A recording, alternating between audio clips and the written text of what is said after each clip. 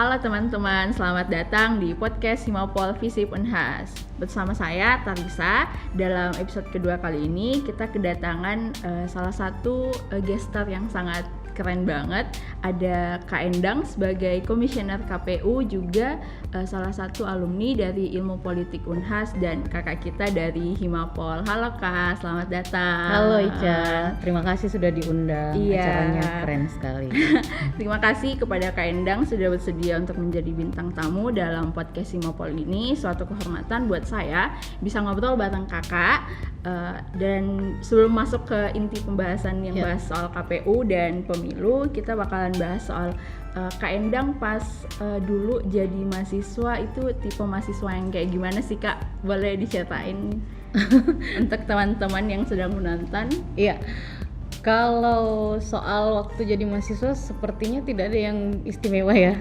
Jadi mahasiswanya itu mahasiswa yang biasa sekali. Biasa sekali dalam artian ya IPK saya bukan IPK 4,0 atau 3,9, bukan mahasiswa yang ranking 1 kan. Kemudian yang jelek-jelek sih sebenarnya tidak bisa ditiru karena saya termasuk mahasiswa yang jarang masuk kuliah. Kenapa? Karena saya sibuk bekerja di luar. Jadi waktu kuliah itu saya berpikir bahwa menjadi mahasiswa itu adalah fase penting dalam hidupku, di mana kemudian ini berusaha untuk belajar bertanggung jawab khususnya terhadap diri sendiri. Nah, bertanggung jawabnya dalam artian ini pertama kalinya jauh dari orang tua. Saya berpikir waktu itu ketika saya kuliah niatnya adalah saya tidak ingin membebani orang tua dengan biaya SPP setiap bulan. Makanya saya berpikir bagaimana caranya saya sambil kuliah saya bisa menghidupi SPP saya bisa membayar SPP saya sendiri. Dan ya seperti itu, waktu saya habis di luar selain di kampus, habis di kegiatan untuk bagaimana caranya bisa bayar SPP. Saya mengajar di bimbingan belajar, kemudian saya menyiar di stasiun radio swasta. Waktu saya habis di situ. Sementara di sisi lain waktu juga habis untuk diskusi di kampus, kemudian bergaul dengan teman-teman, sehingga yang banyak korban sebenarnya adalah masuk kelas. Biasanya jadwal nyiar saya itu pagi-pagi itu saya harus menyiar, biasanya kuliah jam 8 itu banyak yang korban. Dan kemudian makanya IPK-nya tidak bagus-bagus amat. Masa studinya juga tidak terlalu cepat, tidak terlalu lambat juga sebenarnya, tapi tidak bisa dibanggakan lah. Cuman yang saya pelajari sama masa kuliah dengan itu tadi ya, prinsipnya bahwa kuliah itu adalah belajar bertanggung jawab kepada diri sendiri, kepada orang tua, kepada lingkungan di mana kita berada. Nah, yang saya pahami di situ, yang pertama itu sisi finansial, saya harus mandiri dari orang tua. Kemudian yang kedua adalah sebagai anak politik saya juga harus tanggung jawab, keilmuan saya itu harus selesai. Makanya saya banyak diskusi pada beberapa mata kuliah yang memang saya senangi. Pelajarannya itu bukan hanya ketika saya berada dalam kelas, tapi saya mencari buku-bukunya, kemudian belajar sendiri, mencari guru yang paham di luar tentang tema itu. Dan untuk urusan diskusi pada tema-tema yang saya senangi bisa sampai jam 9 malam dan bisa sampai sore, bisa di hari libur misalnya. Jadi pola belajar saya seperti itu, bukan textbook dan bukan sekedar mengerjakan tugas di kampus selesai di situ. Jadi concern pada apa yang betul-betul saya senangi dan tanggung jawab keilmuan. Menurut saya memang harus, sebagai anak politik kan juga malu juga di luar kita sebagai anak politik, tapi apa sih politik itu tidak bisa dipahami seperti apa, kemudian bagaimana filosofi dari ilmu yang sedang kita pelajari, dan ilmu ini sebenarnya tujuannya apa. Jadi seperti itu.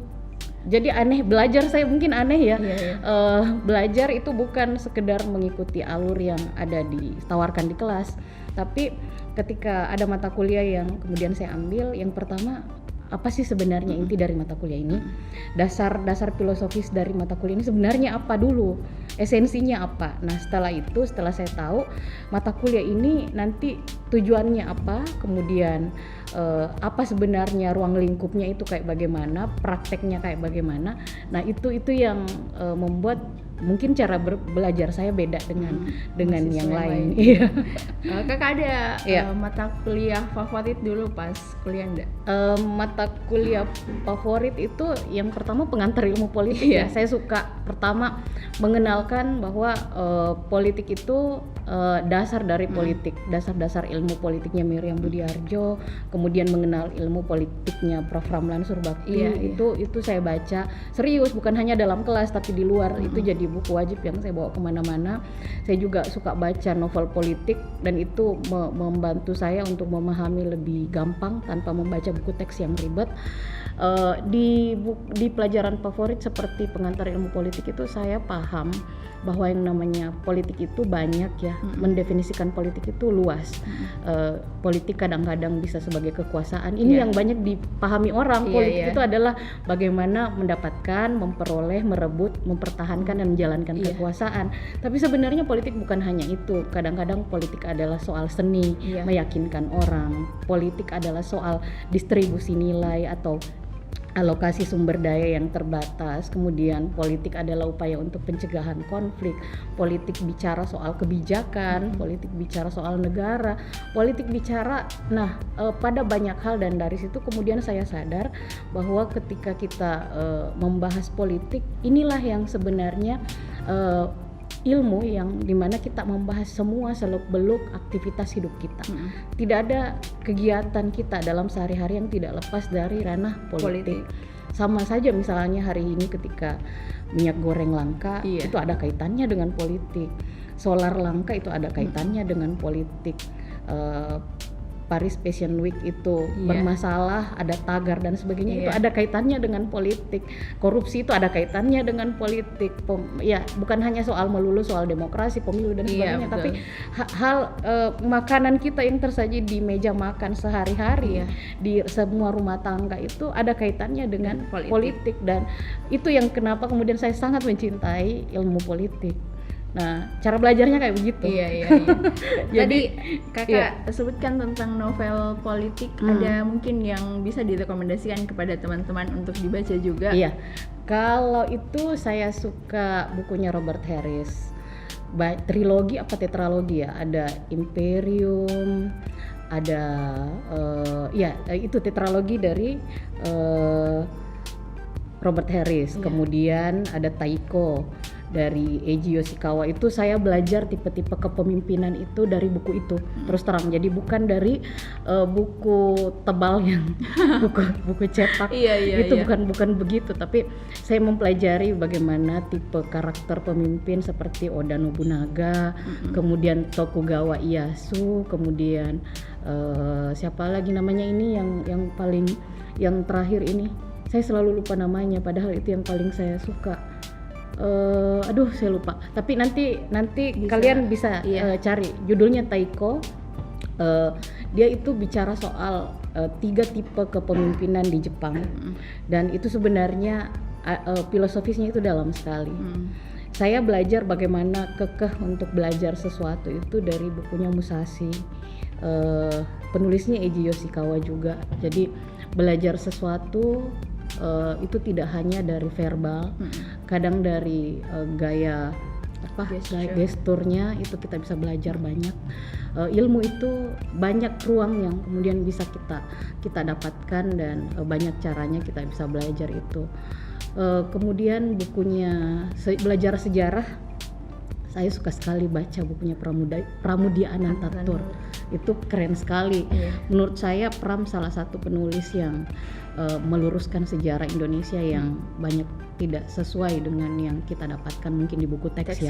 Ada yang kemudian banyak yang dilengkapi oleh Pram, dan saya belajar di situ. Bumi Manusia, Panggil Aku Kartini Saja, kemudian Pasar Malam, kemudian apalagi namanya ini, banyaklah soalnya. Buku Pram itu juga sangat saya suka untuk membaca, dan saya justru belajar politiknya malah dari situ, dari bagaimana Indonesia itu dari bukunya Pram, bagaimana belajar tentang pentingnya opini publik, bagaimana komunikasi publik, bagaimana pertarungan wacana, dan bagaimana mimpi pribumi untuk melawan dominasi wacana yang diproduksi oleh kolonial pada saat itu dengan memiliki media sendiri oleh si Mingke ya di situ. Dan itu tertanam sekali di kepala saya, di memori saya, bahwa ya seperti ini. Begitu pula bukunya Taiko tadi. Iya, itu sangat mempengaruhi saya melihat banyak hal dalam realitas politik. Untuk teman-teman yang ingin membaca, segera dapatkan di toko buku kesayangan Anda ya. Oke, selanjutnya Kak, sebelum jadi komisioner KPU di Makassar ini, Kakak sempat jadi dosen dan bakalan kalau selesai jabatannya bakalan kembali lagi jadi dosen. Insya Allah pasti. Kakak kalau saya lihat mahasiswa dalam kelas itu yang menurut Kakak paling ideal atau paling wah keren ini mahasiswa itu yang kayak gimana sih Kak? Kalau saya selalu melihat begini, semua mahasiswa saya dalam kelas itu keren. Mereka punya gaya belajarnya sendiri. Mungkin karena saya bukan berangkat dari tipikal mahasiswa yang ideal menurut sistem yang ada Tapi mungkin saya selalu melihat bahwa begini, semua mahasiswa itu punya keunikan.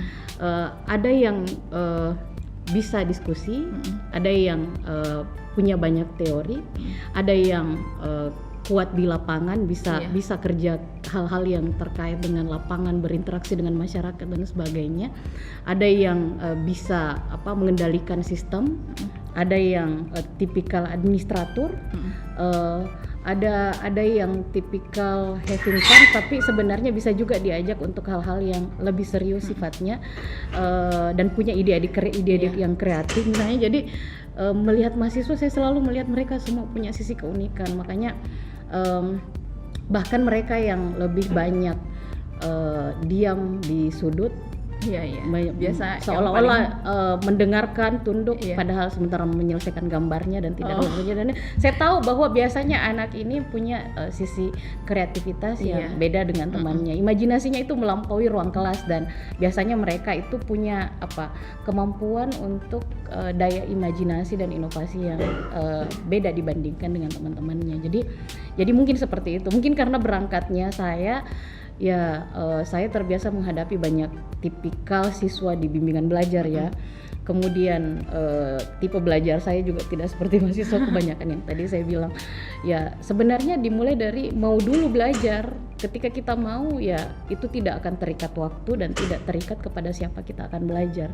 Dan itu yang memandu kita untuk, kalau orang menyediakan waktunya belajar 2 jam misalnya, mungkin kalau kita mencintai itu, ilmu itu, pengetahuan itu, kita akan menghabiskan waktu 8 jam sampai 10 jam mungkin untuk itu. Mungkin nekat ketika semua uang uang yang dikirimkan orang tua atau hasil beasiswa atau hasil dari kerja keras yang kita punya habis untuk beli buku, itu tidak dipikirkan lagi ketika kita mencintai pengetahuan itu.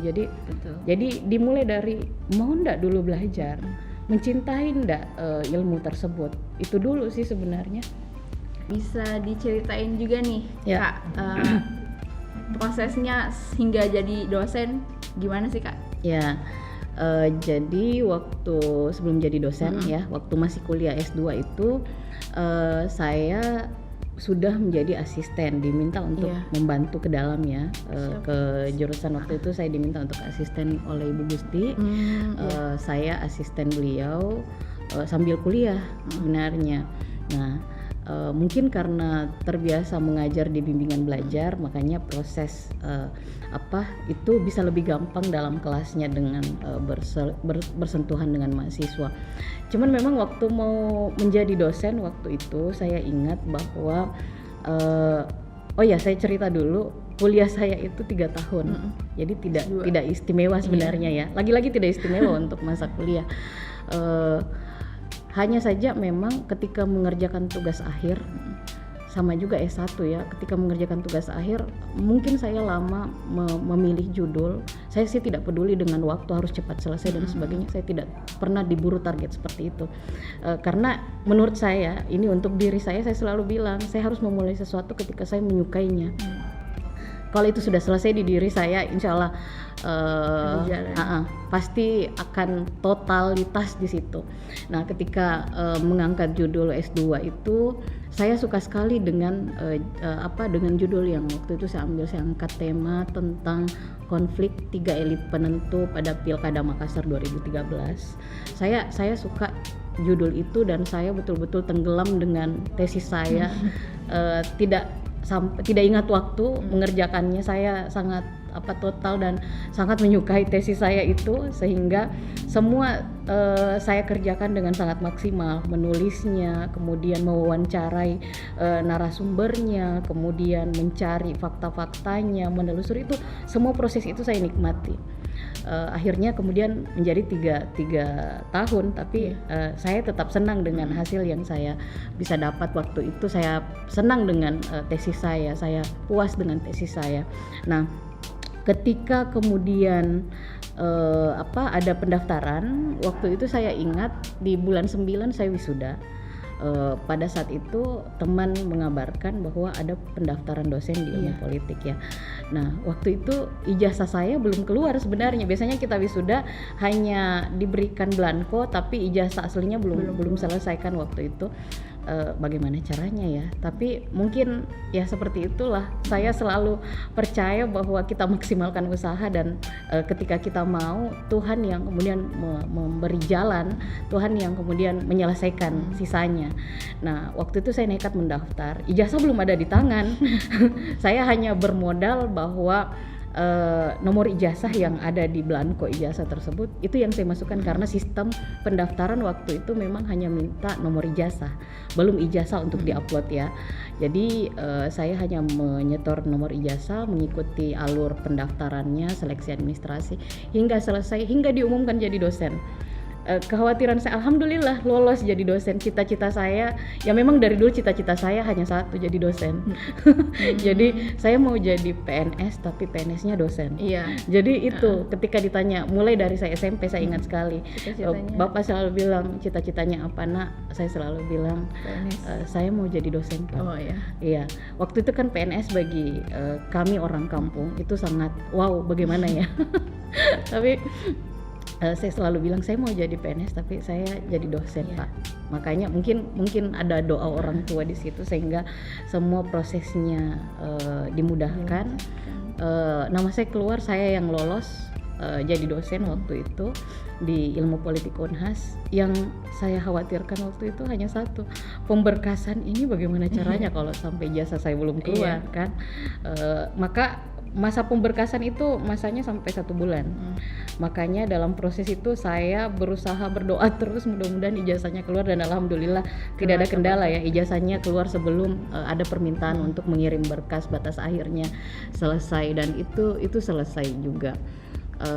Akhirnya ya menjadi salah satu dosen di ilmu politik Unhas. Iya. Sangat inspirasional sekali. Intinya mungkin jangan pernah ragu ketika kita punya cita-cita ya. Cita-cita dulu yang setinggi mungkin, kemudian percayalah dengan proses yang maksimal. Kita lakukan semua ikhtiar, sisanya biar Tuhan yang selesaikan. Pasti ada jalannya. Selanjutnya tentang Kak Endang sebagai komisioner KPU. Saya kira sebagai dosen. Iya, tadi kita telah bahas tentang Kak Endang sebagai dosen. Sekarang kita bakalan bahas Kak Endang sebagai salah satu komisioner KPU dan perempuan di lingkungan laki-laki. Banyak sekali laki-laki di sini. Kak Endang the only woman. Kak Endang kesibukannya akhir-akhir ini ngapain aja, dan yang akan datang juga bakalan apa? Wah, mungkin saya jawab yang pertama dulu ya. Bagaimana rasanya jadi komisioner sendiri? Di antara 5 orang ini 4 laki-laki, sendiri perempuan. Saya mau cerita waktu pertama kali namanya diumumkan lolos jadi salah satu komisioner KPU Makassar. Waktu itu kan perhatian besar memang pada kota Makassar ya. Kenapa? Karena pemilu sebelumnya itu adalah pemilu fenomenal yang pernah terjadi bukan hanya di Indonesia tapi kayaknya di dunia. Satu-satunya pemilihan yang dimenangkan oleh kolom kosong. Oh iya. Maka perhatian orang untuk melihat siapa komisioner KPU Makassar setelah kejadian itu luar biasa. Bahkan pendaftarnya waktu itu lebih dari 100 orang yang mendaftar untuk Makassar saja. Dan ketika nama-nama keluar, Kemudian saya adalah salah satu dari 5 nama tersebut. Nah, yang pertama, bagaimana tanggapan orang yang bias gender, itu saya rasakan sebagai perempuan di tengah situasi Makassar yang dianggap sebagai pilkada yang selalu rawan, pemilunya selalu ada kasus hukum disertai demonstrasi dan sebagainya, keras dan sebagainya. Saya ingat waktu itu yang saya bilang ke teman-teman media dan yang wawancara ya, dan ke teman-teman yang langsung bertanya langsung waktu itu, saya bilang bahwa mungkin ada yang salah pada stigma yang melihat bahwa pemilu itu adalah sebuah hal yang identik dengan adu jotos, adu otot, yang artinya lebih dianggap bahwa hanya laki-laki yang boleh ada di situ karena ini keras pastinya, ini pasti orang akan berkelahi, gontok-gontokan dan sebagainya. Waktu itu pernyataan pertama saya ingat setelah dilantik, saya bilang kita harus memimpikan pilkada yang damai. Pilkada, pemilu itu bukan adu jotos, bukan adu otot, tapi itu adalah adu gagasan, itu adalah adu visi misi, itu adalah adu kompetensi dari masing-masing paslon yang mencalonkan diri, baik itu pilkada maupun pemilu. Betul. Pilkada kita harus damai tentunya. Proses itu harus dilaksanakan dan wajah pilkada, wajah pemilu yang identik dengan gontok-gontokan tadi, adu jotos, adu otot dan sebagainya, itu berkelahi dan sebagainya. No, bukan seperti itu. Kami akan mewujudkan pemilu yang damai, pemilu yang menjadi cerminan adu kompetensi tadi, adu visi misi, gagasan dan ide dari masing-masing paslon. Itu pernyataan saya ingat sekali dan saya kira tidak ada yang salah ketika perempuan ada di situ. Betul. Nanti kita tunggu, kita buktikan bagaimana ketika perempuan menjadi penyelenggara pemilu. Betul sekali. Oke Kak, tentang kegiatan ya, pendidikan politik juga untuk tokoh masyarakat di Makassar, Kak, gimana? Iya, untuk kegiatan terkait tokoh masyarakat ini memang kita saat ini kencang melaksanakan pendidikan pemilih. Kami sadar bahwa ya kembali ke filosofinya ya, sebagai penyelenggara itu kuncinya sebenarnya hanya 3, tugas KPU dan penyelenggara pemilu yang lain, Bawaslu, DKPP. Tugasnya sebenarnya hanya 3. Yang pertama, menjaga hak pilih dari masyarakat. Yang kedua adalah menjaga suara dari hak pemilih tersebut, menjaga suara dari rakyat. Kemudian yang ketiga, memastikan perlakuan yang sama dan adil bagi semua kontestan yang terlibat dalam kontestasi, baik itu pilkada maupun pemilu.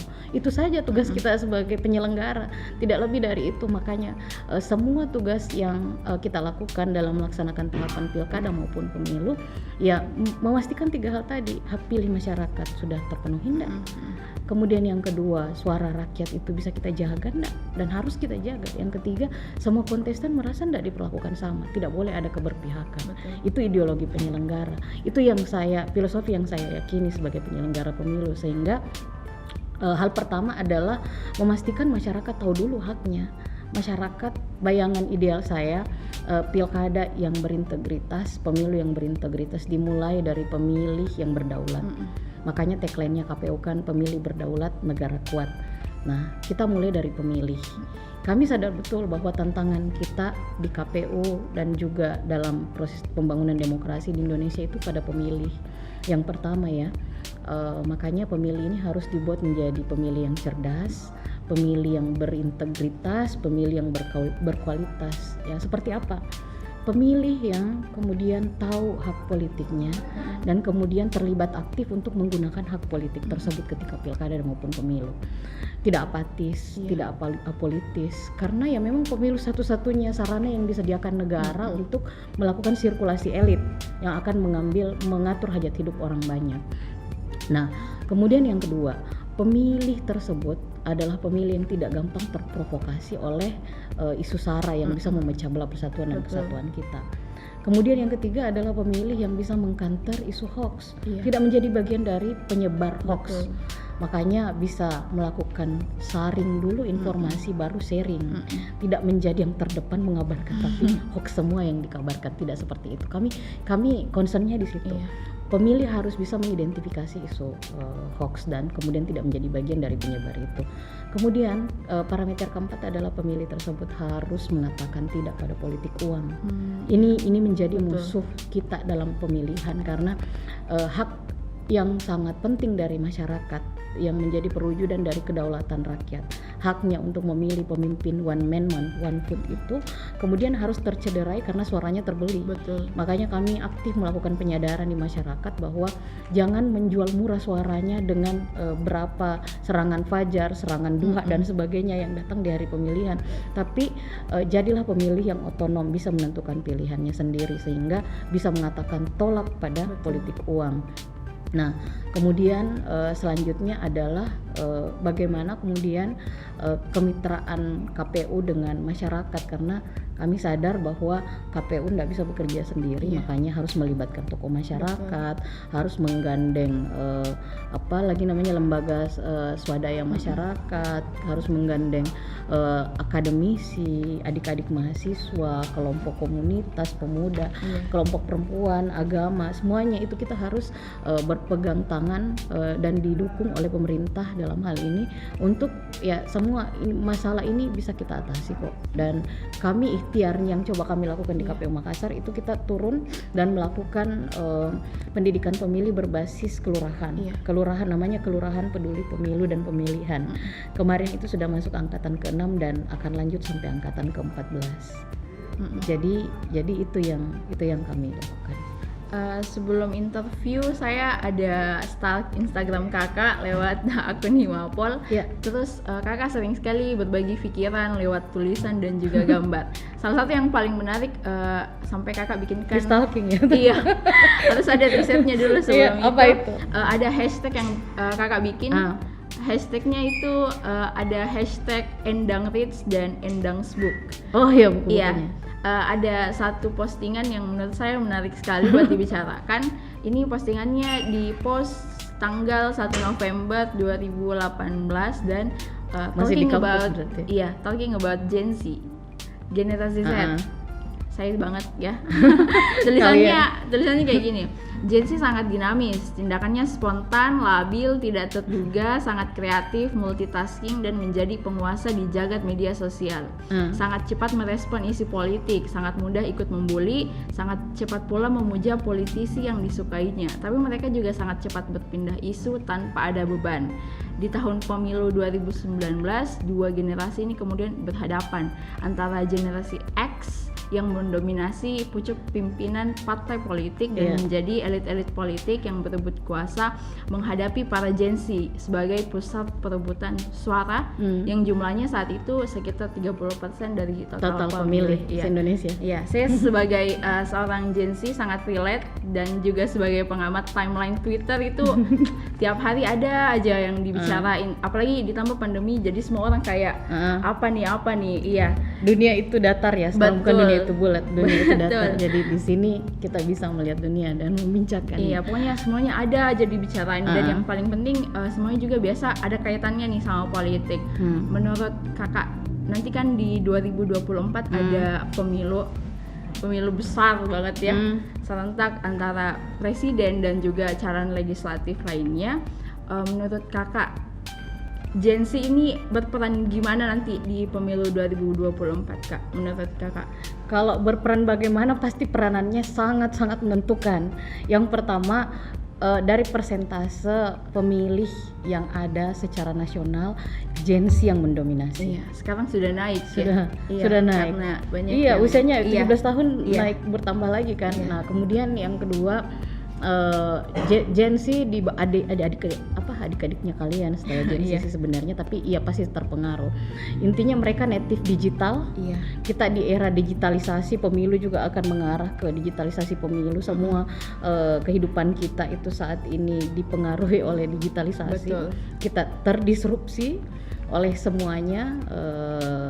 Revolusi digital terjadi di mana-mana dan yang jadi native digital itu kan kalian di Gen Z tadi. Saya suka bilang si generation sih sebenarnya. Nah, sama saja ya. Nah, Gen Z ini ada dari yang memang yang pernah saya, itu kegelisahan saya di tahun 2018 bahwa yang paling cepat membuli adalah Gen Z. Betul. Ikut-ikutan membuli Gen Z. Ketika mengidolakan tokoh politik tertentu, cepat sekali mempopulerkan tokoh tersebut, tapi ketika ada masalah ya tanpa beban dan merasa bukan bagian langsung ditinggalkan dan bahkan ikut-ikutan membuli tanpa ikatan emosional dengan tokoh tersebut. Nah, kemudian yang ketiga, ada isu cepat merespon tapi cepat juga pindah dan lupa untuk melakukan advokasi terhadap isu tersebut. Misalnya saya yakin yang mendominasi diskusi soal minyak goreng itu Gen Z, bukan emak-emak. Betul. Di medsos kita ya. Iya, karena yang Gen Z yang disuruh sama mamanya. Cuman persoalannya kemudian apakah isu itu diadvokasi? Betul. Bahwa ketersediaan minyak goreng adalah kebutuhan mendasar dan itu harus didesakkan sebagai sebuah agenda untuk dibahas bersama, agenda kebijakan publik bahwa ini mendesak untuk selesai. Kan tidak sampai di sana. Hanya sampai pada ikut-ikut, like, men-share, kemudian mengomentari sesekali apa yang lagi berkembang. Ya kemarin soal pawang hujan, ya itu semua yang dikomentari. Mau ada pro, ada kontra, ada ya itu Paris Fashion Week, ada pasti kalian ada di situ, ikut terlibat siapa yang ke sana dan sebagainya. Ketika isunya berubah, loh kok tidak punya ketetapan ya? Iya. Isunya tiba-tiba berubah, misalnya pawang hujan. Awalnya dibully ketika hujannya masih ada, begitu selesai lama-lama langsung memberikan ucapan aplaus dan seperti itu. Begitu pula dengan Paris Fashion Week, ketika isunya sudah mulai redup misalnya, maka hal esensial dari itu sebenarnya itu yang kemudian tidak selesai dikawal. Betul. Padahal masyarakat butuh informasi yang benar, misalnya kejujuran dan sebagainya, dan banyak kasus lain bagaimana Gen Z begitu gampang berpindah. Nah, di politik kita ini namanya swing voters ya, belum menentukan pilihan, tetapi jumlahnya yang paling mendominasi. Nah, ketakutan kita adalah jangan sampai kemudian karakteristik Gen Z yang gampang digiring oleh sesuatu yang viral, itu bahaya. Betul. Karena harapan kita Gen Z bisa memilih berdasarkan gagasan, ide, kompetensi dari calon yang ada. Kita sih berharap begitu. Gen Z harus belajar, Gen Z harus membaca, Gen Z jangan ikut-ikutan, jangan bisa digiring, bisa suaranya di sekedar jumlah. Masa Gen Z dominan tapi menangnya di jumlah, bukan menang pada kualitas dari suara tersebut. Kita sih berharap Gen Z menunjukkan bahwa saya tidak menyebut diri saya Gen Z karena saya bukan bagian dari kalian, saya tahu usia dan apalagi namanya, kita berharap Gen Z punya mewarnai politik kita, paham mana yang harus dikawal, mana yang tidak. Bukan hanya sekedar berburu trending, kemudian berburu viral, isunya sekedar menyampaikan isu yang mau didengar masyarakat, tapi kemudian tidak mengawal isu itu. Sama saja misalnya, masa kemudian Gen Z banyak bersuara soal penundaan pemilu. Loh kok bicara, membaca enggak Gen Z-nya? Ini jadi kita berharap Gen Z-nya lebih kritis dalam melihat sebuah persoalan. Mungkin kalau sekarang memang generasi Z ditandai dengan segala hal bisa mereka lakukan, konsolidasi bisa dilakukan dengan hanya dengan handphone dan jempolnya kan, dengan ketikannya mereka bisa mengkonsolidasikan diri dengan cepat dengan itu. Tapi ingat, konsolidasi itu tidak kuat karena tidak terbiasa antri misalnya, langsung langsung mendapat apa yang diinginkannya, bisa viral langsung dan sebagainya. Akhirnya ketakutannya Gen Z tidak menghargai proses. Padahal kami sih percaya, generasi sebelum Gen Z, kami percaya soal proses. Saya pribadi, saya termasuk orang yang sangat percaya bahwa proses kita di masa lalu yang membentuk cara berpikir kita hari ini, yang membentuk cara bertingkah laku kita hari ini, yang membentuk perilaku kita hari ini, dalam memandang tanggung jawab, dalam memandang ketika kita dipercaya, diberikan amanah, proses yang menentukan kita untuk sampai di situ. Nah, ketika bisa dibayangkan ketika sesuatunya diperoleh secara instan, proses diabaikan, ini juga bahaya dan alarm serius bagi masa depan bangsa kita. Kalau Gen Z-nya tidak sabaran, Gen Z-nya tidak menghargai proses, lah bagaimana kita bisa menemukan kedalaman inovasi, kemudian sesuatu yang beda dibandingkan dengan yang lain ketika proses itu tidak selesai. Betul. Soal amanah juga itu penting sekali. Saya kira hal-hal yang kayak begitu itu tidak bukan sesuatu yang diajarkan oleh buku-buku bacaan kuliah ya. Iya. Bukan teori yang didapatkan dalam tulisan-tulisan yang kita dapatkan dari artikel-artikel yang banyak beredar yang kita gampang dapat di WhatsApp dan sebagainya, tetapi itu harus kita alami, itu harus kita rasakan, itu harus kita lakukan, itu lewat pengalaman. Nah, saya ingat guru saya ketika di kampus, beliau mengatakan kayak begini, wewenang itu bisa didelegasikan, tapi tanggung jawab tidak. Betul. Itu mungkin beliau terkenal dengan banyak sekali teori yang beliau ajarkan soal ekonomi, karena beliau salah satu dosen ekonomi ya, dosen senior di Fakultas Ekonomi. Mungkin beliau terkenal dengan teorinya itu, tapi ini pelajaran penting yang saya dapatkan dari beliau, bahwa ya tanggung jawab itu tidak bisa didelegasikan. Kalau wewenang bisa diwakilkan kok, silakan ganti saya untuk ini, ganti saya untuk ini. Tapi ketika menjadi pemimpin, diserai tanggung jawab, diserai amanah menjadi pemimpin, maka kita bertanggung jawab pada semua yang kita pimpin. Dan itu pelajaran yang sangat penting menurut saya yang saya bawa sampai sekarang. Termasuk bagaimana belajar, bagaimana memaknai apa itu belajar. Saya belajar dari guru saya di kampus ketika kuliah dulu. Dalam pencarian belajar, saya menemui beliau ketika sore hari, kemudian di sela-sela waktu bukan dalam kelas ya, karena beliau tidak mengajar di fakultas kita, tapi saya bertemu guru saya juga tersebut, dan dari beliau saya belajar apa arti egaliter begitu. Itu bukan dari teori yang dia ajarkan, tapi dari cara dia memperlakukan kita sebagai mahasiswa yang datang belajar kepadanya. Bagaimana semua orang diperlakukan sama, kemudian bagaimana mengajarkan kita untuk mencintai pengetahuan. Mencintai pengetahuan beda dengan mencari ilmu untuk dapat A. Betul. Itu beda sekali. Betul. Bagaimana mengajari kita bahwa kritik itu biasa saja. Jadi pola belajarnya kita diajari untuk membahas satu isu dan kemudian dikritik habis-habisan, dan membiasakan kita dikritik itu biasa saja. Ada yang berbeda dari pendapatmu, kamu jangan emosi, tapi kamu harus melawan dia dengan argumen juga. Jangan pakai jotos, jangan pakai emosi, jangan pakai hal-hal yang tidak terpelajar. Dan itu berbekas di saya. Bagaimana egaliter, kampus adalah ruang yang harus egaliter. Itu yang selalu beliau sampaikan. Kita harus mencintai pengetahuan. Belajar itu jangan hanya untuk untuk sekedar cari nilainya, tapi bagaimana kau mencintai pengetahuan itu, dan itu yang berbekas. Ternyata yang justru yang seperti itu yang berbekas sampai saya bawa ketika menjadi komisioner misalnya, ketika menjadi dosen. Ketika menjadi komisioner, hal yang paling penting itu sebenarnya bukan pada teori ya. Teori demokrasi semua orang bisa. Bicara soal pemilu yang ideal itu saya kira semua orang bisa pelajari dengan cepat. Tapi bagaimana menjadi komisioner yang kemudian harus bertanggung jawab pada penyelenggaraan pemilu, dan itu tidak bisa kita delegasikan. Hal seperti itu, keamanan, misalnya kami menyelenggarakan pilkada di tengah pandemi, bagaimana keamanan dari pemilih, keamanan dari kontestan, keamanan dari KPU dan penyelenggara yang lain, bagaimana semua yang terlibat itu aman dari ancaman pandemi waktu itu. Itu yang hanya jimat itu, tanggung jawab tidak bisa didelegasikan.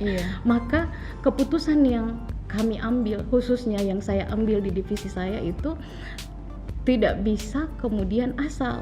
Saya tidak bisa karena pertimbangan pertamanya adalah bagaimana semuanya selamat. Betul. Makanya ya banyak pilihan berat ketika misalnya melaksanakan pilkada kemarin.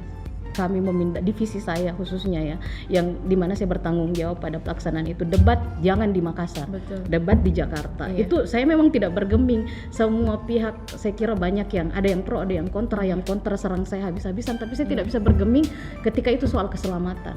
Karena yang saya pegang adalah ya itu tadi yang diajarkan oleh guru saya, bahwa bicara soal tanggung jawab itu tidak bisa kita delegasikan ke orang. Kita yang kemudian bertanggung jawab atas semua hal yang kemudian kebijakan yang kita keluarkan. Pada amanah itu ya seperti itu. Itu yang kasih kekuatan, itu yang memberikan apa ya, kekerasan hati untuk kekeh dengan kebijakan yang diambil sama saya merasa benar, ya seperti itu. Tidak ada yang bisa halangi itu, karena menurut saya keselamatan di atas segala-galanya. Betul. Menjalankan sama juga menjalankan regulasi ketika itu sudah ada dasar hukumnya, itu adalah pertanggungjawaban etik sebagai seorang penyelenggara. Ya mau siapa yang masuk, bagi saya ya tidak bisa. Betul. Jadi itu hal yang sangat penting menurut saya. Tanggung jawab sebagai seorang pemimpin. Iya, apa itu tanggung jawab? Iya, betul.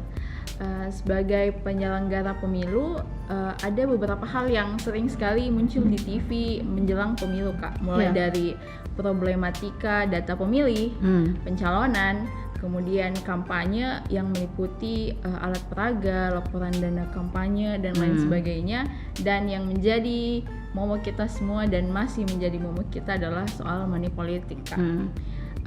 Dari KPU, khususnya KPU Makassar, apa saja sih hal preventif yang kemudian dilakukan untuk mencegah hal-hal tersebut tidak terjadi, hal-hal yang tidak diinginkan terjadi?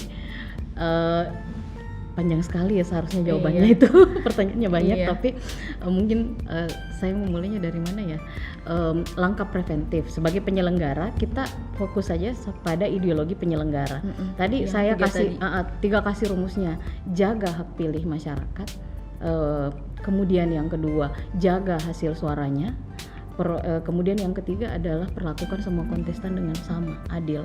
Nah, pada tahap pencalonan semua diperlakukan sama, tidak usah dibeda-bedakan.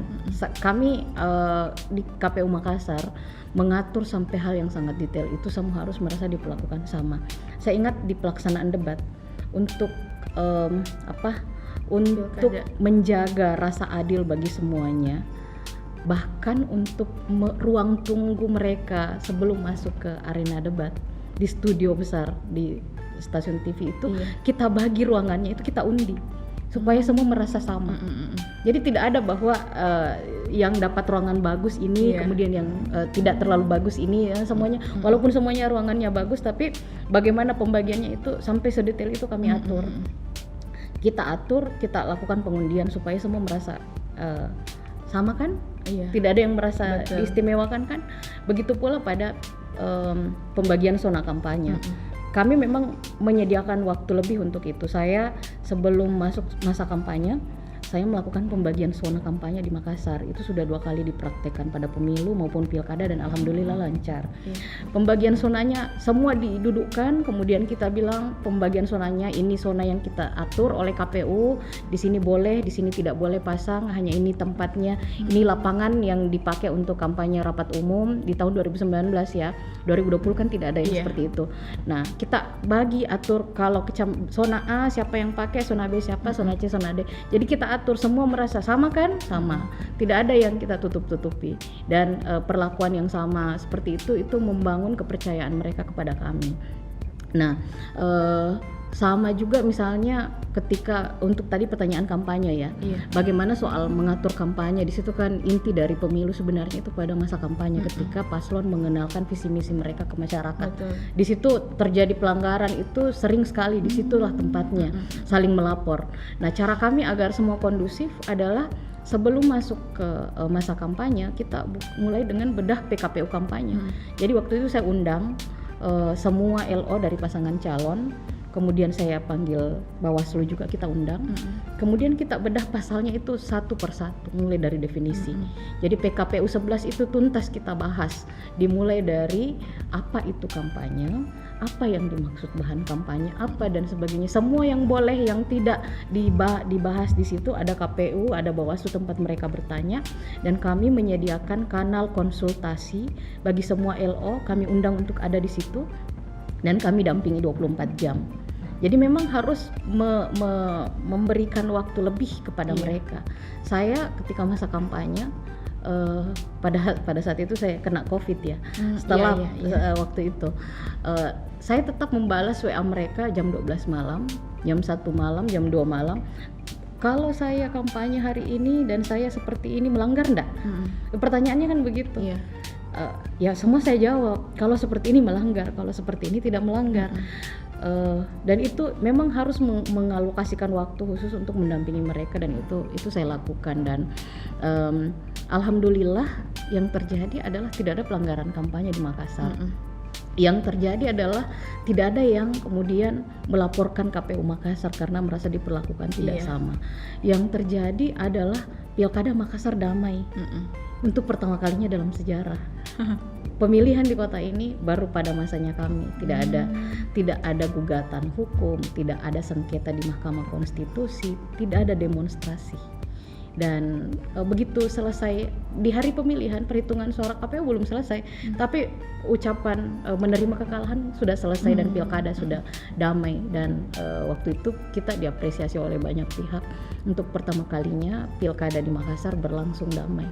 Dan sebenarnya saya sih percaya pada apa yang kita niatkan di awal ya, ketika kami terpilih, ketika pernyataan pertama bahwa pilkada kita harus damai, dan itu bisa kami buktikan. Memang energinya mungkin lebih apa ya, lebih terkuras. Memang energinya memang asli mendampingi mereka, mengajarkan pasal per pasal. Saya seperti mengajar di kampus kembali, membahas pasal ini, tafsirnya ini, ini mendudukkan Bawaslu, dan itu diulang-ulang sampai mereka paham. Tapi saya belajar satu hal dari proses itu, bahwa ternyata yang namanya ingin melanggar itu semua orang mungkin punya potensi bisa melakukan pelanggaran ya. Betul. Tetapi ada pelanggaran yang dilakukan itu bisa karena dua hal. Pelanggaran dilakukan karena dua hal. Yang pertama, karena memang ada niat untuk melanggar. Yang kedua, melanggar karena memang tidak tahu dia sedang melanggar. Nah, tanggung jawab sebagai penyelenggara pemilu adalah mencegah agar kontestan tidak melanggar karena mereka tidak paham aturan. Jadi kita harus mengajarkan mereka dengan aturan. Ternyata setelah mereka diberikan aturan ini boleh, ini tidak, bukti bahwa mereka takut melanggar adalah mereka terus konsultasi ke saya bahwa kalau saya seperti ini melanggar enggak? Kalau saya bilang tidak, ya mereka tidak lakukan. Jadi selama ini mungkin karena mereka tidak didampingi saja, sehingga mereka tidak tahu bahwa yang mereka lakukan itu adalah pelanggaran. Kami jelaskan semua konsekuensinya. Kalau melakukan pelanggaran seperti ini, konsekuensinya adalah diskualifikasi. Betul. Mau enggak di tengah jalan berhenti jadi calon? Nah, itu yang kami jelaskan, dan ternyata mereka tidak mau melanggar dan tidak mau didiskualifikasi, tidak mau terlibat dalam proses pemeriksaan panjang karena pelanggaran itu. Akhirnya ya memang kuncinya pada ruang kanal konsultasi dan pendampingan. Sebagai penyelenggara meluangkan waktu lebih untuk mendampingi mereka. Pertanyaan terakhir untuk menyudahi podcast kali ini, ada pesan-pesan yang disampaikan kepada penonton dan pendengar yang sedang menyaksikan? Apa ya? tentang apa pemilu ini? Mungkin tentang kalau pemilu, mahasiswa gimana? Ya, kalau pemilu mungkin harapan kami dari KPU ya, mari menggunakan hak pilih untuk datang ke TPS. Itu yang paling penting. Datang, jangan sia-siakan kedaulatan rakyat yang kita punya, hak yang diberikan oleh negara dengan datang ke TPS, menggunakan hak pilih secara otonom, tidak karena mobilisasi, tidak karena digiring, tapi memang karena keinginan sendiri untuk memilih pemimpin tersebut.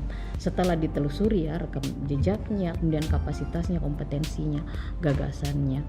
Nah, untuk mahasiswa jangan lelah berproses saja, karena ada banyak pengetahuan hidup yang sebenarnya menjadi modal dasar kita setelah lepas kampus, yang kita dapatnya itu justru dari proses yang kita lewati. Belajar ya, kalau belajar jangan karena mengejar nilai atau karena hal-hal sesaat ingin jadi mahasiswa ranking 1 dan sebagainya. Saya kira bukan zamannya yang seperti itu ya, berburu nilai, tapi yang paling penting adalah cintai pengetahuan itu, cintai pengetahuan, karena pengetahuan itu pada akhirnya akan mengajarkan kita untuk tahu diri. Tahu diri artinya bisa membawa diri, bisa mengukur kemampuan diri kita. Itu sih yang paling penting sebenarnya. Kenapa Pendidikan memanusiakan kita, karena pendidikan, pengetahuan yang kita dapatkan itu mengajarkan kita untuk tahu siapa kita. Akhirnya kita bisa membawa diri kita, akhirnya kita tahu menempatkan diri kita, akhirnya kita tahu diri dari proses itu. Jadi kampus bagi saya adalah itu, memberikan ruang itu. Soal tanggung jawab tadi juga seperti itu. Tanggung jawab, ketika diberikan tanggung jawab itu tidak bisa diwakilkan ke siapapun. Makanya ketika memimpikan sebuah posisi, pikirkan dulu tanggung jawab yang akan berbarengan dengan posisi tersebut. Kalau soal wewenang yang didapatkan dari posisi yang kita punya, itu bisa gampang kita wakilkan ke siapapun. Tapi ketika tanggung jawab itu berat, makanya pikir baik-baik untuk jadi ketua, untuk jadi wakil ketua, untuk jadi koordinator, untuk jadi ketua panitia, untuk jadi semua. Karena ya dimulai dari situ sebenarnya. Dan bagaimana kita teruji ya bertanggung jawab enggak pada hal-hal kecil dulu. Saya selalu yakin tanggung jawab besar itu datang ketika kita selesai di tanggung jawab kecil yang diberikan pada kita. Saya kira itu. Makasih, itulah tadi bincang-bincang bersama Kak Endang. Sekali lagi terima kasih Kak sudah bisa diundang main-main ke KPU Makassar dan meluangkan waktu untuk Himapol dan berbincang bersama saya dan juga teman-teman yang sedang menonton dan mendengarkan. Sampai jumpa. Terima kasih, Ca. Iya, kita bakalan bilang Himapolku, Himapolmu, Himapol kita semua ya. Sampai jumpa di episode selanjutnya. Himapolku, Himapolmu, Himapol kita semua.